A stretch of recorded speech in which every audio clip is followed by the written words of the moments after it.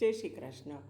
આપણે બધા નાથ દ્વારા તો દર્શન કરવા બધા જઈએ જ છીએ અને ત્યાં આપણે જ્યારે મંદિરમાં અંદર દાખલ થઈએ ત્યાં પાછળ એક તાળાના આપણને દર્શન થાય છે અને એ તાળું છે એ કોઈ સામાન્ય તાળું નથી અને આપણે જોઈએ છીએ અને આપણે પણ એ તાળાના દર્શન કરીએ છીએ, એમને મસ્તક પર લગાડીએ છીએ, એને આંખ ઉપર લગાડીએ છીએ.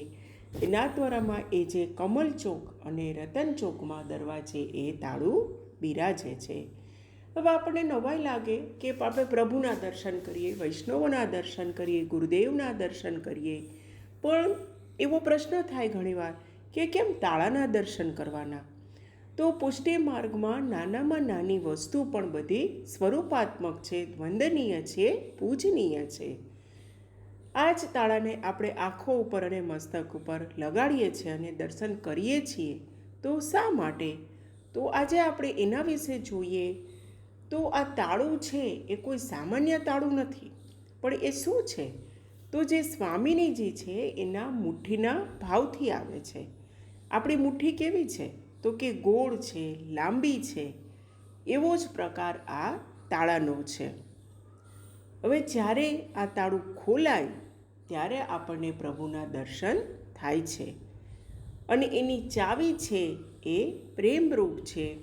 અને એટલેનો મતલબ શું થાય કે જ્યારે સ્વામિનીજી કૃપા કરી અને પ્રેમ દ્વારા એ તાળું ખોલે ત્યારે આપણને પ્રભુના દર્શન થાય છે. એટલે આ બહુ સમજવા જેવું છે. આ કોઈ સામાન્ય તાળું નથી.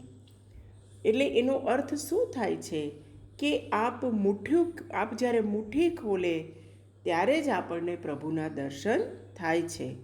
અને આપણા જે પ્રભુ છે એ સ્વામિનીજીને વશ છે. અને આપણે બધા જાણીએ છીએ, જો સ્વામિનીજી કૃપા કરે તો ઠાકોરજીની કૃપા તો તરત જ થાય છે.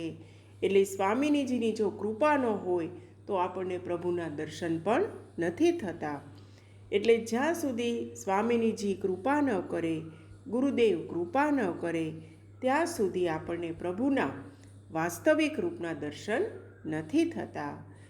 તાળાની આ એક સુંદર ભાવના આપણા પુષ્ટિ માર્ગમાં છુપાયેલી છે. જય શ્રી કૃષ્ણ. શ્રીનાથજી બાવા કી જય.